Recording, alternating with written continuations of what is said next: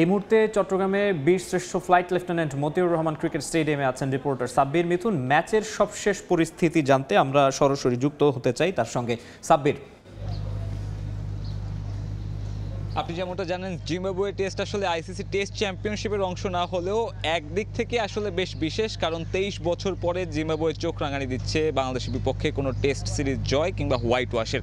সেই আসলে লজ্জা এড়ানোর যে ম্যাচটা, সেটা আসলে সাগরিকায় শুরু হয়েছে আজ, এবং প্রথম সেশনের পর দ্বিতীয় সেশন কিছুক্ষণ আগেই শুরু হয়েছে। আমি যদি প্রথম সেশনের কথা বলতে চাই, যেখানে বাংলাদেশ 3 পরিবর্তন নিয়ে নামে, যেখানে অভিষিক্ত একমাত্র ক্রিকেটার তানজিম সাকিব, সে প্রথম উইকেটটাও তিনিই নিয়েছেন। জিম্বাবুয়ের ব্যাটিং শিবিরে যে প্রথম ধাক্কাটা তার হাত ধরেই এসেছে। তবে জিম্বাবুয়ের কথা যদি বলতে চাই, চট্টগ্রামের এই ফ্ল্যাট উইকেটে তারা বেশ দারুণভাবে ব্যাট করছে, যেমনটা ব্যাট করা উচিত, টস জিতে যেমনটা অ্যাডভান্টেজ নেওয়া উচিত, জিম্বাবুয়ে কিন্তু সেটা করে দেখাচ্ছে। এবং অন্য প্রান্তে বাংলাদেশের কথা বলতেই হয়, সেই পুরনো বাংলাদেশ ক্যাচ মিসের মহড়ায় এখন পর্যন্ত যেমনটা সাফল্য আসার কথা ছিল, তা কিন্তু বাংলাদেশি বোলারদের হাত ধরে আসতে পারেনি। স্লিপে সাদমান ইসলাম একটা ক্যাচ ড্রপ করেছে বেন কারেনের, এবং যদিও বা সেই ব্যাটার পরবর্তীতে খুব একটা ঝুঁকিপূর্ণ হয়ে ওঠেনি, তাকে ফিরিয়েছেন তাইজুল ইসলাম। সেটাও আসলে ব্যাটারেরই ব্যর্থতা বলা চলে, খুব ভালো ডেলিভারি ছিল না। এরপরে কিন্তু এখন আবারও একটা জুটি বাঁধার চেষ্টা করছে জিম্বাবুয়ে, যেমনটা সিলেটে আমরা দেখেছি। ছোট ছোট জুটির মাধ্যমে কিন্তু তারা সেই টেস্টে ডমিনেট করে জিতেছিল।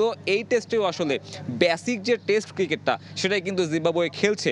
অন্য প্রান্তে বাংলাদেশি বোলারদের জন্য এখন বেশ চ্যালেঞ্জ, কারণ প্রথম সেশনে যতটুকু সুইং বা টার্ন পাওয়া যাচ্ছিল, সেই দ্বিতীয় সেশনে কিন্তু সেরকম সুবিধা বাংলাদেশি বোলাররা পাবে না।